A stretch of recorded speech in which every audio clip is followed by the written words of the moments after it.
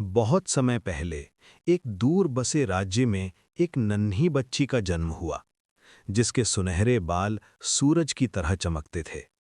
लेकिन खुशी के उसी पल एक दुष्ट चुड़ैल आई और उस मासूम बच्ची को अपने साथ ले गई। उसी का नाम था रपुंजल। चुड़ैल रपुंजल को जंगल के बीच एक ऊंचे टावर में ले आई। उस टावर में न दरवाजा था, न सीढ़ियां, बस ऊपर एक खिड़की। वहीं से रपुंजल दुनिया को देखती थी। जब भी चुड़ैल आती, वो नीचे से चिल्लाती, रपुंजल, रपुंजल, अपनी चोटी नीचे छोड़ दो। और रपुंजल अपने लंबे सुनहरे बाल नीचे लटका देती। वक्त बीतता गया, रपुंजल बड़ी होती गई, लेकिन उसकी दुनिया उसी टावर तक सीमित थी।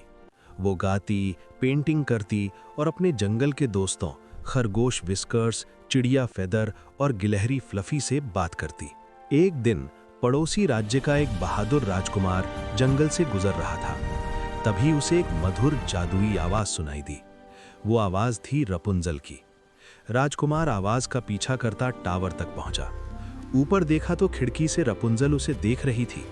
उसकी सुनहरी चोटी हवा में चमक रही थी। दोनों एक दूसरे को देखकर चकित और खुश हुए। धीरे धीरे वे रोज मिलने लगे। बातचीत, हंसी मजाक और कहानियों में उनका दिल एक दूसरे के करीब आ गया। राजकुमार रपुंजल की मीठी आवाज पर मोहित था। दोनों ने टावर से भागने की योजना भी बना ली थी। लेकिन एक दिन रपुंजल से अनजाने में राजकुमार की बात निकल गई। चुड़ैल भड़क उठी। उसने रपुंजल के लंबे सुनहरे बाल काट दिए और उसे दूर वीराने में छोड़ आई। उसी रात राजकुमार आया, लेकिन ऊपर पहुंचकर उसे चुड़ैल मिली।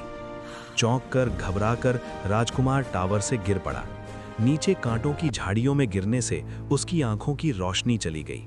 अंधा होने के बावजूद राजकुमार हार नहीं माना। वो सालों तक जंगलों में भटकता रहा, बस रपुंजल को ढूंढने के लिए।